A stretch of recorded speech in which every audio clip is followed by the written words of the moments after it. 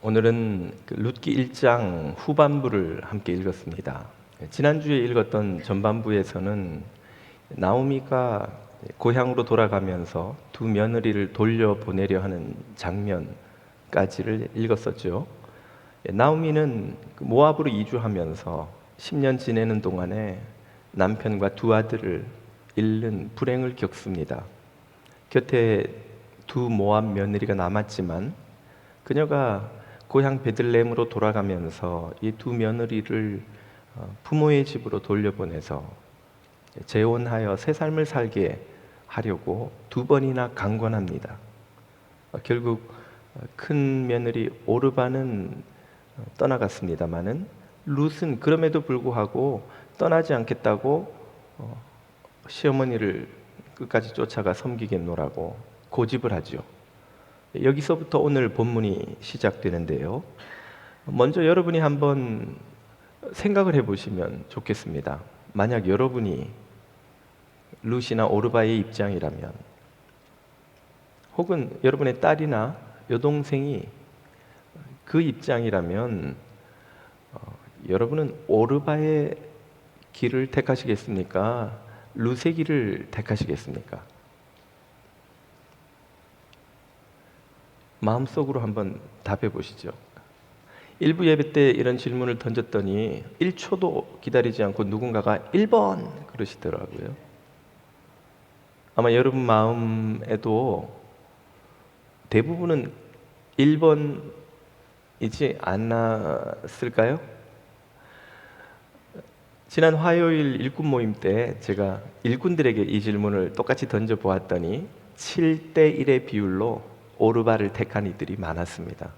그래도 한 7대1 정도로 룻의 길을 택하신 분들도 계시긴 했어요. 어떤 부모가 열이면 열 자기 딸이 룻의 길을 가라고 권하겠어요? 오르바도 룻도 다 시부모에게, 시모에게 할 만큼 부끄러울 것이 없는 며느리들이에요. 지금까지의 관계를 보면 룻의 길을 택했을 때 그들 앞에 기다리는 것은 늙고 가난한 시어머니를 봉양하느라 물도 설고 말도 통하지 않고 문화도 낯선 룻에게는 베들레헴이 이방 땅이니까 그 이방 땅에 가서 정말 가난하고 힘들게 살아야 한단 말이죠.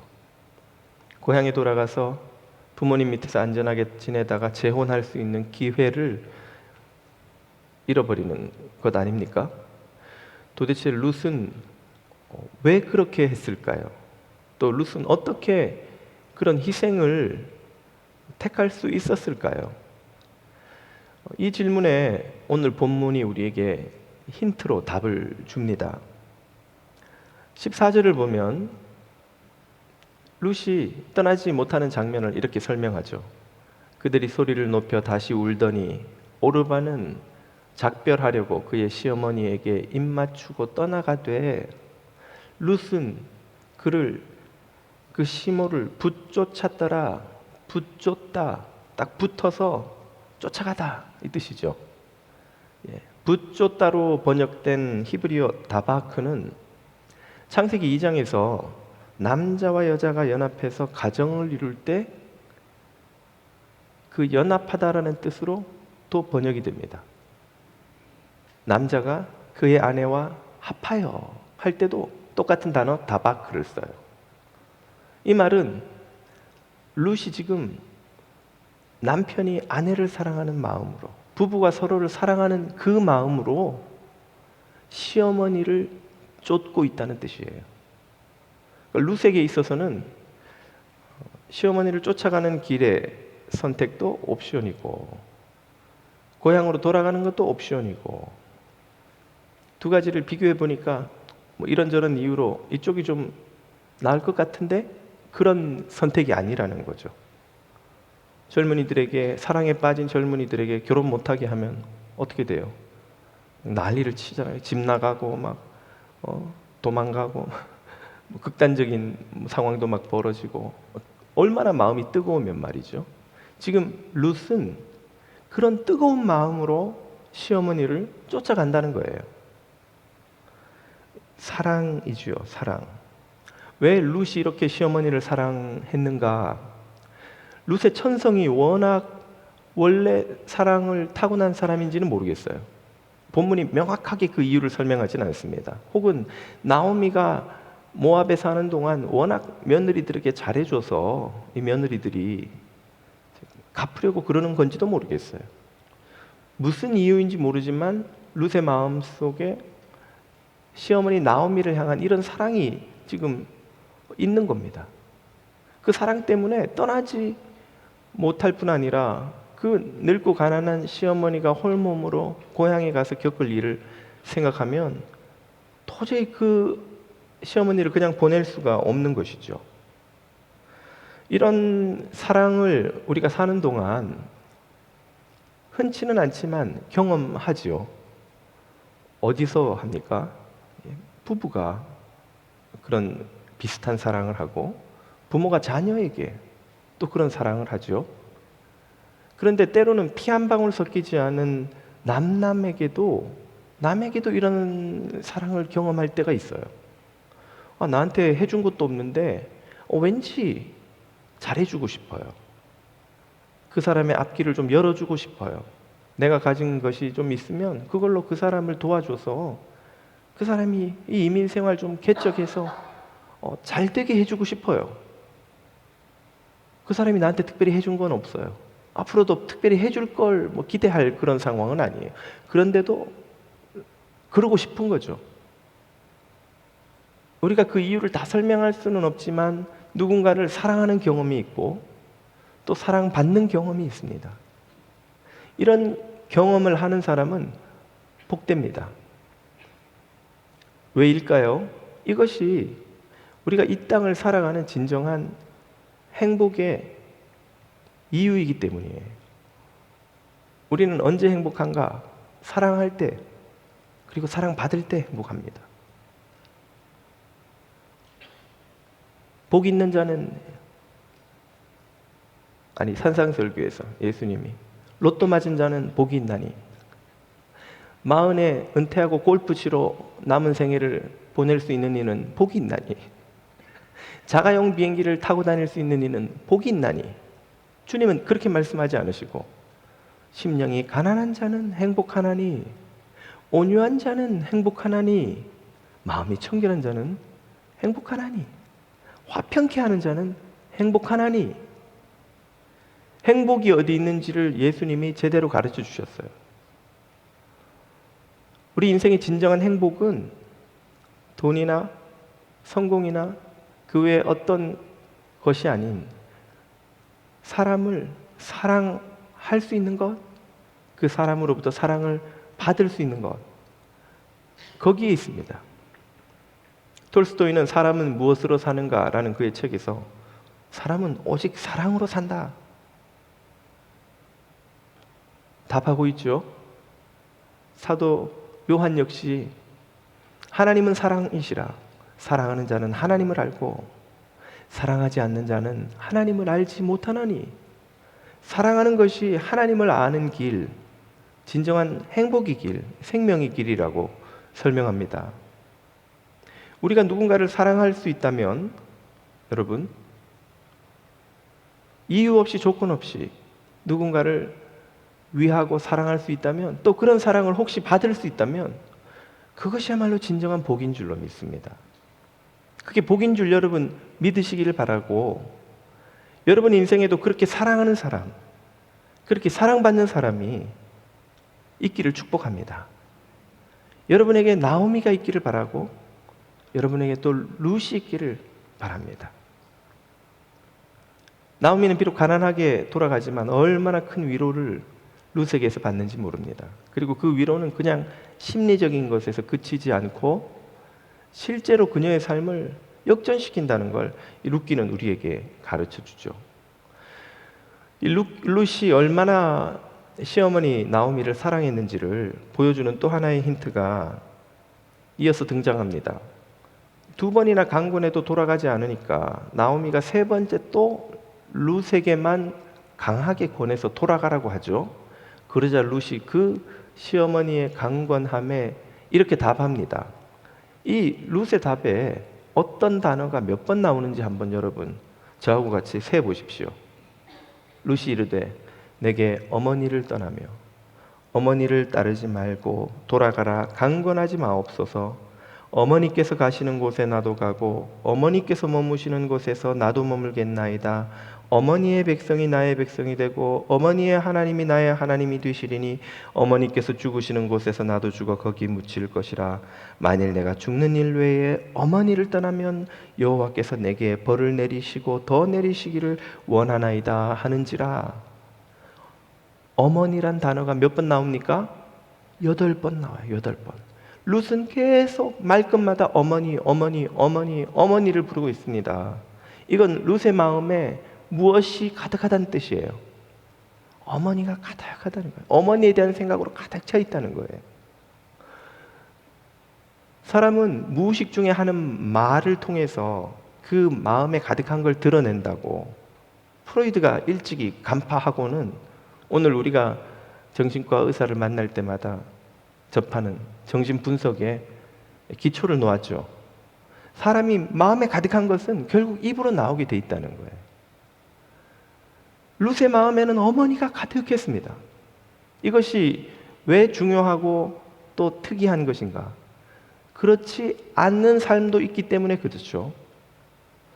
예수님은 당신이 들려주신 한 어리석은 부자의 비유에서 어느 해 소출을 엄청나게 많이 거둔 부자가 하는 독백을 이렇게 소개합니다. 그 독백에서도 어떤 단어가 계속 반복돼요. 무슨 단어입니까?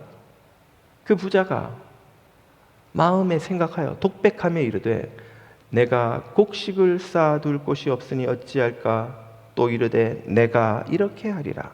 내 곡간을 헐고 더 크게 짓고 내 모든 곡식과 물건을 거기 쌓아두리라.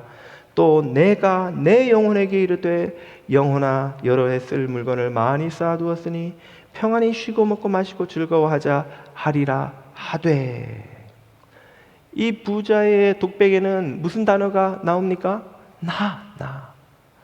내가, 내 곡식, 내 창고, 내 곡간, 내 미래, 내 풍요로움이 6번이나 반복해서 나옵니다. 그의 마음에는 무엇이 가득하다는 걸 보여주나요? 자기로 가득 차 있다는 거예요. 오직 자기만이 가득 차 있다는 거예요. 이런 풍성한 소출을 거두게 하신 하나님에 대한 감사도, 이런 풍성한 소출을 현장에서 낯질하며 허리 숙여 고생한 그 일꾼들에 대한 감사도, 이런 풍성한 소출에도 불구하고 여전히 굶주리고 있는 고대의 어느 마을에나 있었던 가난한 사람들에 대한 염려나 배려도 그의 마음엔 전혀 찾아보기 어렵습니다. 오직 나밖에 없죠. 그런 불쌍한 인생에 대해서 주님이 뭐라고 경고하며 이 비유를 끝맺으십니까? 어리석은 자야, 오늘 밤에 하나님이 네 영혼을 찾아가시리니 네가 쌓아둔 것이 누구의 것이 되겠느냐? 자기로 가득한 마음, 그 마음이야말로 이 세상에서 가장 어리석은 삶입니다. 돈이 엄청 많으니, 소출이 엄청 많으니, 이렇게 가진 것이 많으니 걱정 없이 잘 살 것 같지만 거기에는 사랑의 기쁨과 감격과 사랑의 에너지가 없는, 그야말로 배부른 짐승보다 나을 것이 없는 비참한 삶만이 그에게는 있는 것이죠. 반면에 룻의 마음은 자신의 문제도 걱정할 것 투성이에요. 자기도 지금 과부가 됐어요. 그러면 집에 돌아가서 부모님의 도움이라도 받아서 재혼해서 앞길을 찾아 개척해야죠. 자기 살 길을 개척해야죠. 제 코가 석자인데 그 룻의 마음에는 누가 가득합니까? 어머니가 가득한 거예요. 나는 아직 젊지만 저 늙고 가난한 모든 걸 다 잃어버린 저 노인네는 어떻게 할 것인가? 저 시모를 생각하면 룻의 마음이 아파서 도저히 돌아갈 수가 없는 거예요. 룻의 마음이 그 시모를 향해 얼마나 사랑했던지 마치 연인이 서로를 사랑하는 것처럼 다박, 딱 붙어서 떨어질 수 없는 그런 사랑으로 시몬을 사랑하고 있는 거예요. 이 부자는 엄청난 소출을 가졌지만 자기밖에 염려할 줄 모르지만, 이 룻은 아무것도 가진 것이 없는 과부였지만 자기보다 더 어려운 시몬을 염려하고 사랑하고 긍휼히 여기고 다박으로 사랑하는 사람이었던 것이죠. 이 사랑이야말로 하나님이 우리를 영적 신부로 삼으실 때 보여주신 사랑입니다. 주님은 우리를 다박, 죄인인 우리가 주님을 떠나 어리석은 길로 쫓아다닐 때 다박 우리를 긍휼히 여기셔서 우리를 부터 쫓아오세요. 주님의 마음엔 죄와 악으로 병들어 죽어가는 우리에 대한 염려와 근심이 가득하여 우리를 잊어버릴 수가 없으십니다. 주님은 손바닥에 우리 이름을 적어놓고 우리를 긍휼히 여기신다 하셨고, 우리를 구원하시려고 우리가 죄와 악의 사망의 골짜기에 음침한 데 다니는 것으로 인해 쉬실 수 없는 주님의 마음은 당신의 독생하신 아들을 보내어 우리의 죄를 다 씻고 구원의 길을 열어놓으실 때까지 쉬지 못하십니다. 그리고 이제는 성령을 보내셔서 우리를 그 구원의 길로 초청하시고 부르실 때까지 쉬지 못하십니다. 그 다바크의 마음이 주님의 사랑입니다. 이 사랑을 경험한 이는 주님이 명령하신 그 삶을 시작하죠. 마음과 뜻과 힘과 정성을 다하여 주 너의 하나님을 사랑하라. 둘째도 이와 같으니 네 이웃을 너의 몸과 같이 사랑하라. 주님은 우리에게 복된 소식을 전해주시면서 왜 로또를 맞게 안 해주십니까? 왜 40에 은퇴하는 파이어족이 돼서 남은 생에 골프 치면서 살게 안 해주십니까? 그게 복의 길이 아니기 때문에 그래요. 그게 생명의 길이 아니기 때문에 그런 거예요. 온 마음으로 하나님을 사랑하는 삶, 온 마음으로 룻이 나오미를 하듯 형제를 사랑하는 삶, 그게 생명의 길이고 복의 길이기 때문에 그런 겁니다. 주님이 주신 이런 사랑이 여러분에게 언제 어디나 떠나지 않고 붙잡고 계심을 믿으시기를 축복합니다. 그 사랑을 경험하고 주님 앞에 나오시기를 또 축복합니다. 그 사랑으로 살아가는 사람은 믿음의 열매를 맺게 되어 있습니다. 룻이 그 어머니를 사랑하기 때문에 어디에 이르는지를 보십시오. 16절, 어머니의 하나님이 나의 하나님이 되시리니. 룻은 어머니를 사랑한 나머지 그 어머니가 믿는 하나님을 자신도 믿겠다고 신앙 고백을 해요. 물론 이 신앙 고백이 여호와 하나님에 대한 풍성한 이해를 바탕으로 한 건 아니리라 생각합니다. 모압 여인인 룻이 여호와 하나님을 알면 얼마나 알겠어요. 나오미 가족이 여호와 신앙은 분명 가졌겠지만 모압 땅에서 성전도 회당도 없는 거기서 어떻게 신앙생활을 하면 얼마나 잘했겠어요. 그저 어머니를 통해 여호와라는 하나님을 유대인들은 섬긴다 정도, 남편의 신앙 정도는 알고 있었겠지만 룻은 나오미에 대한 사랑 때문에 어머니가 믿으시면 저도 어머니가 믿는 그분 쫓아갈게요 하고 사랑 때문에 믿음을 갖게 된 거예요. 이런 일은 그리 이상하고 경험하기 힘든 일이 아니죠. 저나 여러분이나 처음 교회 나올 때 성경에 대해서 얼마나 알고 나오셨습니까? 여호와에 대해서, 예수님에 대해서 우리가 얼마나 알고, 맞아, 내가 종교마다 다 비교해 봤더니 역시 기독교가 진리야, 그렇게 작정하고 나오신 분 혹시 계세요? 아마 거의 없으실 거예요. 다들 부모님이 교회 다니시니까 어릴 때부터 교회를 나가신 분들도 계실 테고, 모태신앙으로 자라서 친구가 교회로 소개해 줘서 친구야 한번 가보자 그래서 간 사람도 있을 테고, 이민생활 시작했는데 먼저 와 계시던 분이 교회로 인도하셔서 또 쫓아나온 분들도 계실 테고, 교회 안 가면 결혼 안 한다는 말에 그냥 눈 질끈 감고 거짓말하고 결혼했다가 내려다 주고 차에 한 시간씩 앉아있기 하니까 그냥 가정의 평화를 위해 앉아 계신 분들도 계실 때고, 여러 가지 이유로 주님에 대해서 제대로 모르지만 누군가를 사랑해서, 누군가를 믿어서, 또 누군가의 호의 때문에 누군가한테 미안해서 교회 나왔다가 이 다바크의 하나님을 만나는 거 아닙니까? 우리를 붙조차 여기까지 인도하신, 우리가 언제 어디로 가든지 우리를 떠나지 않으시는 그 사랑을 경험하고 다바크의 하나님의 그 사랑 때문에 예수님을 만난 것 아닌가요? 우리도 롯처럼 이렇게 주님을 만나는 거예요. 얼마나 놀라운 은혜인지 모릅니다. 우리가 진리를 알지도 못했는데 주님은 우리를 진리로 인도하시고 진리를 만나게 하시고 영생의 길을 가게 하시니 말입니다. 이렇게 모압 여인인 룻, 이방인에게 하나님의 사랑과 믿음이 싹트고 자란다는 사실은 유대인에게는 아주 충격적인 메시지였습니다. 아니, 어떻게 저런 이방의 하찮은 보잘것없는 저런 이방 여인이 저런 사랑과 믿음을 갖고 있단 말이야. 룻기를 잃는 유대인들은 당황했을 거예요. 그러나 이방인에게서 발견되는 유대인 못지않은 이런 사랑과 믿음은 성경의 아주 중요한 주제입니다. 예수님이 들려주신 선한 사마리아인의 비유에서 강도 만나 쓰러져 있는 불쌍한 사람을 못 본 척하고 지나간 레위인과 제사장들과 달리 그를 발견하고는 달려와서 위험과 손해를 무릅쓰고 고쳐준 사람이 누구입니까? 사마리아인, 유대인들이 그토록 멸시하던 사마리아인. 예, 왜 위험입니까? 언제 강도가 또 튀어나올지 모르잖아요.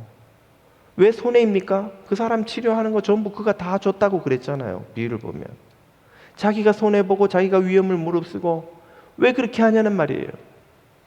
유대인들도 못하는 그런 선한 사랑의 섬김을 이 사마리아인이 하고 있다는 게 예수님이 강조하시는 바예요. 유대인들에게 들으라고 하시는 말씀이죠. 우리는 인종차별이 범죄인 시대를 살아가기 때문에 사마리아인을 멸시한다는 말이 잘 실감이 잘 이게 안 날 겁니다. 여러분 대부분. 우리는 조금 말투만 기분 나쁘게 해도 인종차별 아니냐고 막 흥분하고 이래도 되는 시절을 살지만 그 당시는 유대인들이 사마리아인들을 유대타운에서 만나면 욕하고 침뱉는 건 물론이요, 린치를 가해서 폭행을 하거나 심지어 죽여도 아무 말 못하는 그런 시대예요. 그냥 도망 나오고 혼자 울분을 사귈 수밖에 없어요. 실제로 유대타운에서 사마리아인들을 살해한 사건이 일어나서 유대인들과 사마리아인들끼리 여러 차례 갈등을 겪는 게 역사의 기록에 있습니다. 얼마나 멸시하고 무시하고 하찮게 여겼는지 모릅니다. 그런 사마리아인이 유대인에게도 없는, 레위인 제사장도 없는 그런 사랑을 보여주는 거예요. 예수님이 한 가버나움에 방문하셨을 때 한 로마인 백부장이, 역시 유대인들이 멸시할 뿐 아니라 적대적이죠. 증오하죠. 자기들을 정복하여 압제하는 사람이잖아요. 그런 로마인 백부장이 와서 누군가를 고쳐달라고 간청하는데 그 대상이 그의 아들이나 딸이 아니라 하인인 거예요. 하인은 돈 주고 사는, 혹은 전쟁에서 잡아온 노예들 아닙니까? 말하는 짐승처럼 하인을 여기던 시절, 병들어 죽으면 새로 사면 돼요. 때로는 병 고치러 쓰는 돈이 그 사오는 돈보다 더 들어요. 그런데 백부장이 그 하인을 고쳐달라고 예수님에게 와서 간청하죠. 그 백부장이 누군데요? 로마인 백부장, 우리로 치면 중대장 정도 되죠, 편제로는. 하지만 당시에는 실제 우리 중대장보다 훨씬 높은 직급이에요. 대대장이나 연대장쯤 봐야 됩니다. 가버나움에 가장 실력 있는 사람 중에 하나예요. 압도적인 권력을 가진. 가버나움의 토호들이, 유지들이 나 겨우 백부장 한번 만나서 밥 먹으면서 좀 우리 타운에 이런 거 좀 군사를 좀 이렇게 해줘서 우리 좀 배려 좀 해주세요. 청탁할 때나 겨우 찾아갈 수 있는 돈 들고 찾아가야 되는 사람이 백부장이에요. 그러니까 젊은 유대인 랍비, 아무것도 없는 거지꼴로 전도 다니는 그 예수라는 랍비를 찾아와서 간청합니다. 자신의 권위나 권력이나 체면을 다 내려놓고, 누구 때문에? 아들 때문에? 이해가 가죠. 딸 때문에? 이해가 가요. 그냥 하인 하나 살려달라고. 그 백부장은 하인을 한 인간으로 존중하고 사랑하는 그런 성정을 가진 사람이라는 걸 보여주죠. 예수님이 그 마음에 감동하셨는지 내가 가서 고쳐줄게 하시니까 이번에는 예수님을 더 놀라게 만드는 반응을 그가 보여줍니다. 아이고, 주님 무슨 말씀이십니까? 저는 주님을 집으로 모실 만큼 자격 있는 사람이 아닙니다. 그냥 말씀만 하세요. 저도 군인이고 제 밑에 수많은 군인들을 말 한마디로 가라도 하고 오라고도 하고, 그러면 그들이 가고 그들이 와요. 제게도 이런 권위가 있는데 주님은 생명을 살리는 권위, 병마를 쫓아내는 권위가 있는 분인 것을 저는 믿습니다. 말씀만 하옵소서. 그리하면 낫겠나이다. 예수님이 깜짝 놀라시면서 이렇게 말씀하시죠. 예수께서 들으시고 놀랍게 여겨 따르는 자들에게 이르시되, 내가 진실로 너희에게 이르노니 이스라엘 중, 나를 따르는 너희 모두 이스라엘 사람들이지, 이스라엘 중 누구에게서도 이만한 믿음을 보지 못하였노라. 모압 사람, 모압의 보잘것없는 여인 룻에게서나,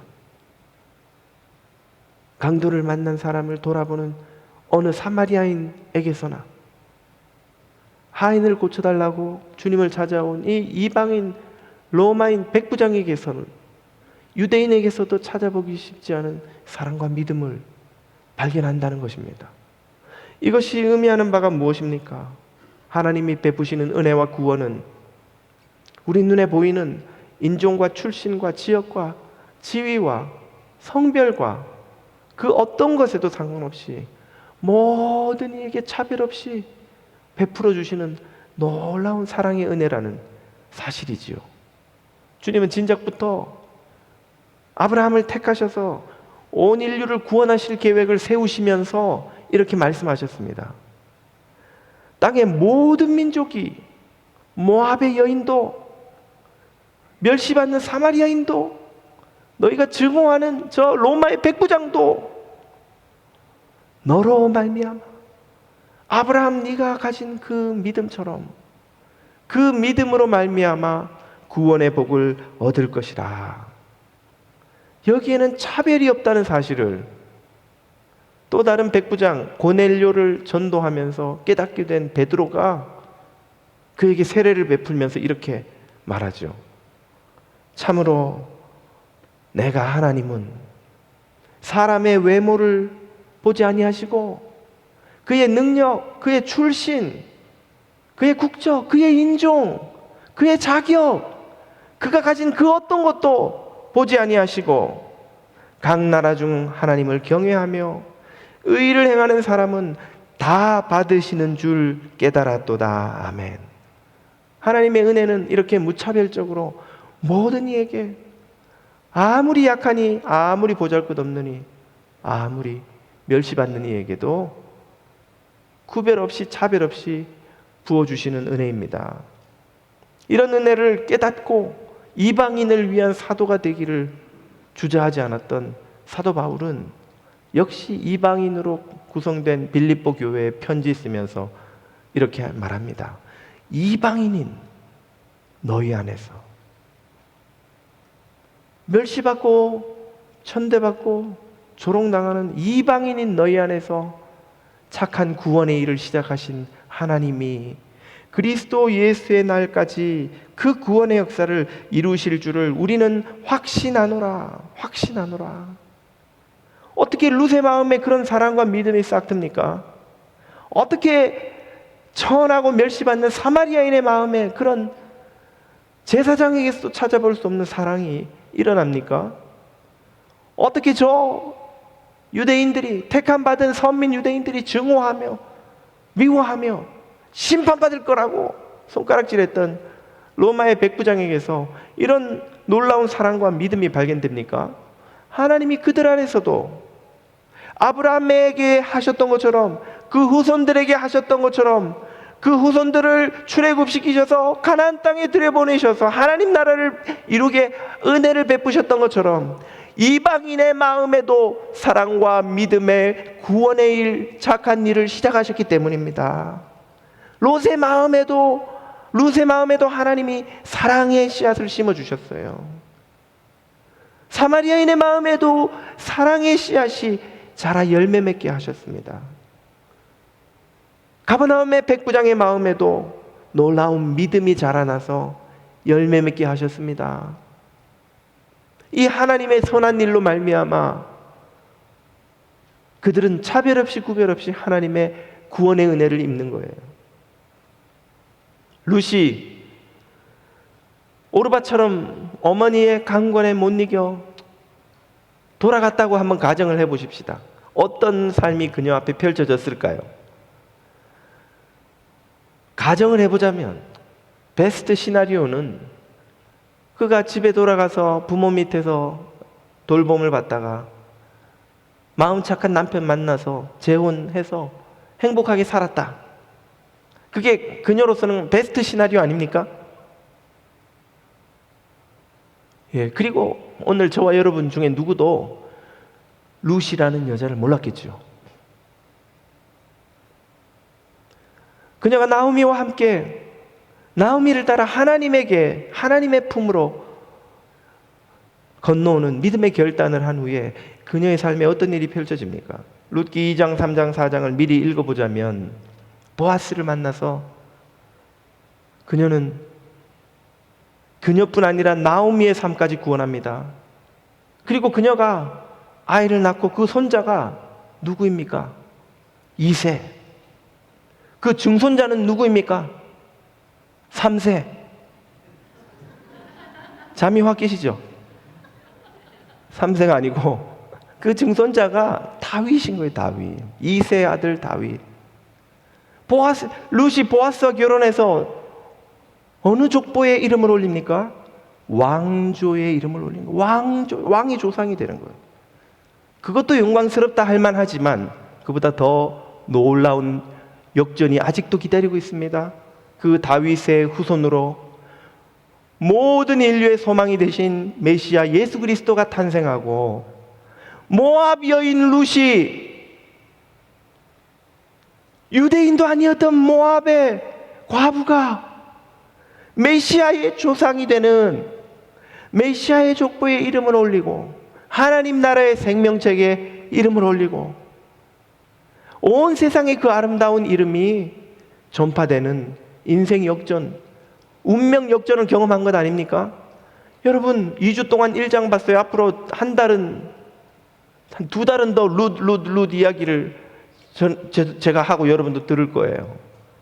우리 교회만 룻 이야기하고 말 겁니까? 전 세계에 있는 교회들마다 한 2, 3년에 한 번씩은 룻 이야기를 할 거려. 적어도 룻 한 주도 룻 없이 지나가는 주가 없는 거예요.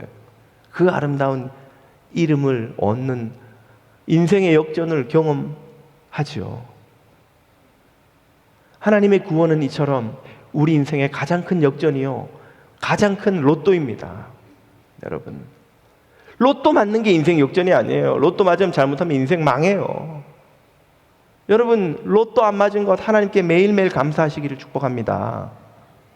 로또 맞으면 우리 중에 한 두세 가정을 빼고는 전부 다 거지 되는 거예요.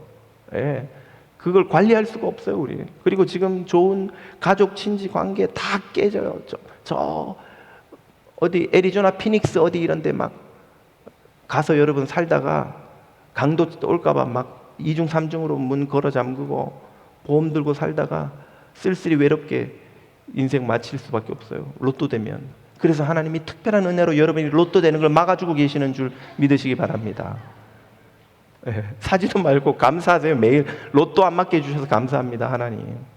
로또 안 맞고 형제 자매와 사랑하며 섬기며 살게 해주셔서 감사합니다. 무엇보다 예수 안에서 살게 해주시니 감사합니다. 이 예수가 우리 모두의 소망이기 때문에 그래요. 모든 인종, 모든 민족의 소망이듯이 오늘 우리들의 모든 소망이 오직 예수에게서 나옵니다. 우리가 우리의 능력이나 학력이나 재력이나 우리의 실력이나 우리의 성공이나 우리의 건강이나 우리의 젊음이나 뭐를 믿으면 소망이 나오나요? 거기에서 무엇이 여러분의 소망이 되던가요? 보면 볼수록 낙심되고 보면 볼수록 절망되는 것이 우리의 삶이요, 우리의 이 땅을 살아가는 이 세상 아닙니까? 매일 전쟁의 소식, 매일 재난의 소식, 매일 슬픔과 고통의 소식. 오늘도 운 좋게 나는 수해를 피했네. 오늘도 운 좋게 우리 타운은 저런 일이 일어나지 않았네. 그저 베스트 시나리오가 운 좋은 거예요, 여러분. 이 땅을 바라보면. 참된 소망으로 이 땅에 오실 분에 대해서 이사야 선지자는 이렇게 노래하였습니다. 그날에 이새 뿌리에서 한 싹이 나서 만민의 기치로 설 것이요 열방이 그에게로 돌아오리니 그가 거한 것이 영화로우리로다. 그런 메시아가 룻의 소망이 되시고 사마리아인의 소망이 되시고 백부장의 소망이 되시고 유대인들에게도 소망이 되시고 오늘 우리들에게도 소망이 되시는 분이 오실 터인데, 사도 바울은 역시 이사야를 인용하며 이렇게 노래합니다. 이새 뿌리 곧 열방을 다스리기 위하여 일어나시는 이가 있으니 열방이 세상 모든 사람들이 그에게 소망을 두리라 하였느니라. 아멘. 우리의 삶을 멸망으로 이끌고 가는 죄와 악으로부터 우리를 구원하는 예수 그리스도의 십자가의 죽으심과 부활의 역사, 이것이 우리 모두의 소망이에요. 저의 소망이요, 여러분의 소망이요, 이 세상의 소망입니다. 이 세상의 그 어떤 힘도 예수님처럼 우리를 죄와 죽음과 절망에서 영원히 구원해 주시는 이름이 없습니다. 예수의 이름만이 우리의 영원한 소망인 줄 믿으시기 바랍니다. 세상을 바라보지 마시고 우리 자신도 바라보지 마시고 예수님을 바라봐야, 십자가를 바라봐야 합니다. 십자가에서 소망이 나옵니다. 예수님에게서 소망이 나옵니다. 예수님의 부활에게서 우리의 소망이 나옵니다. 오늘 저와 여러분의 시선이 예수님의 십자가에 고정되기를 축복합니다. 날마다 그 소망 되신 예수님의 이름으로 자랑하고 기뻐하고 찬양하기를 축복합니다.